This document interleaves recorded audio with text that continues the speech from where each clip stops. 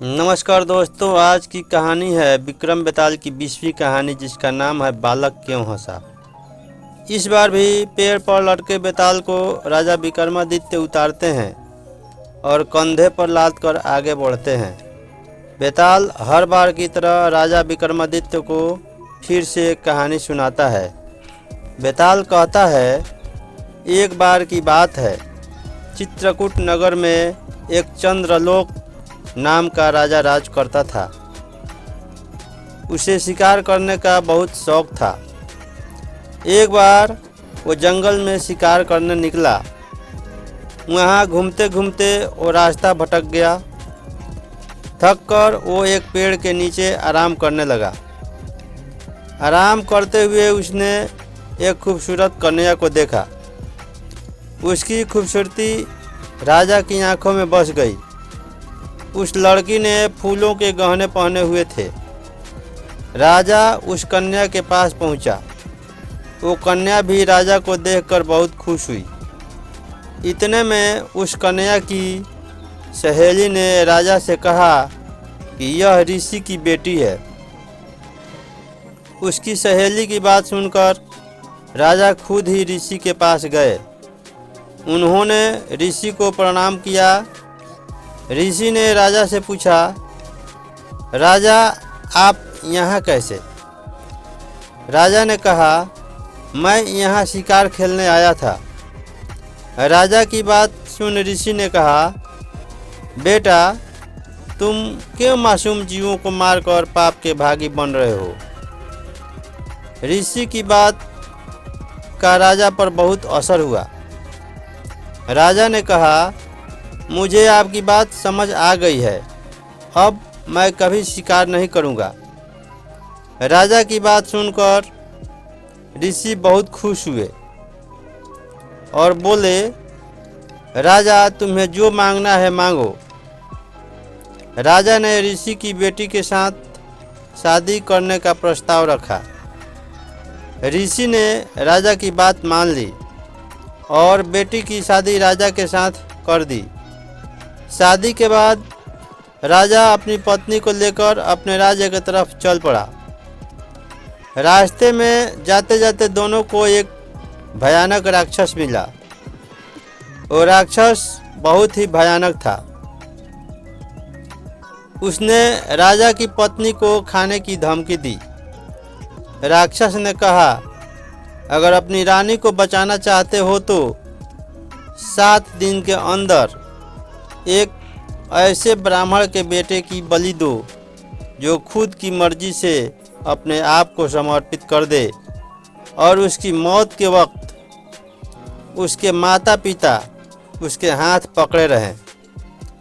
राजा बहुत डरा हुआ था और उसी डर से उसने राक्षस की बात मान ली।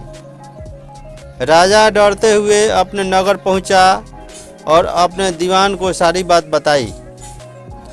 दीवान ने राजा की पूरी बात सुनने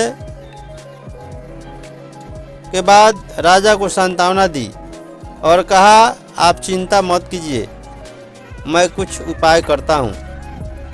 फिर दीवान ने 7 साल के एक बालक की मूर्ति बनवाई और उसे कीमती गहने और कपड़े पहनाए।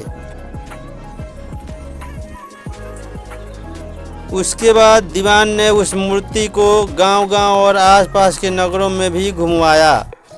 साथ ही उसने यह भी कहलवाया कि अगर किसी ब्राह्मण का 7 साल का बेटा अपने आप को अपनी मर्जी से बलिदान देगा और बलि के वक्त उसके माता पिता हाथ पकड़ेंगे, उसे यह मूर्ति मिलेगी और साथ ही साथ 100 गांव भी मिलेंगे। यह खबर सुनकर एक ब्राह्मण का बेटा राजी हो गया। उसने अपने माता पिता से कहा, आपको बेटे कई मिल जाएंगे। मेरे बलिदान से राजा का भला हो जाएगा और आप लोगों की गरीबी भी खत्म हो जाएगी। माता पिता ने काफ़ी मना किया, लेकिन बेटा जीत पर अड़ा रहा। और अंत में माता पिता को मनवा लिया। ब्राह्मण माता पिता अपने बेटे को लेकर राजा के पास गए। राजा सभी को लेकर राक्षस के पास गया।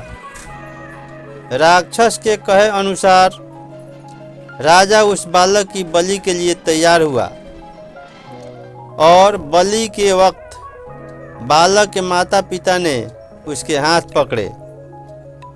राजा ने बालक को मारने के लिए जैसे ही तलवार उठाया, बालक जोर जोर से हंस पड़ा।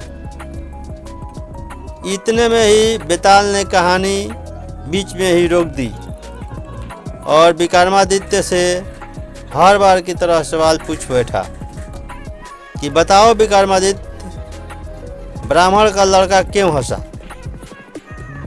राजा ने जवाब देते हुए कहा, ब्राह्मण का बेटा इसलिए हंसा क्योंकि जब भी कोई आदमी डरता है तो वो सबसे पहले अपने माता पिता को बुलाता है। अगर माता पिता नहीं हो तो व्यक्ति राजा को मदद के लिए बुलाता है। अगर राजा भी मदद न कर सके तो व्यक्ति भगवान को मदद के लिए याद करता है। लेकिन यहाँ तो कोई भी ब्राह्मण के बेटे की मदद के लिए नहीं था। माता पिता बालक के हाथ पकड़े हुए थे। राजा हाथ में तलवार लिए हुए खड़ा था और राक्षस उसके सामने उसे खाने के लिए तैयार था। ब्राह्मण का बेटा किसी और की भलाई के लिए खुद का बलिदान दे रहा था और इसी कारण वो हंस पड़ा। इतना सुनकर बेताल खुश हो गया और राजा की तारीफ की। फिर तुरंत ही हर बार की तरह उड़कर पेड़ पर जाकर उल्टा लटक गया। इस कहानी से हमें ये शिक्षा मिलती है कि मुसीबत के समय चाहे जितने भी लोग आसपास रहें, लेकिन उसका सामना अकेले ही करना होता है। अगली कहानी सुनने के लिए चैनल को सब्सक्राइब करें, वीडियो को लाइक और शेयर करें और कमेंट में बताएं कि ये कहानी आपको कैसी लगी। अगली कहानी सुनने के लिए चैनल को अवश्य सब्सक्राइब कर सपोर्ट करें। धन्यवाद।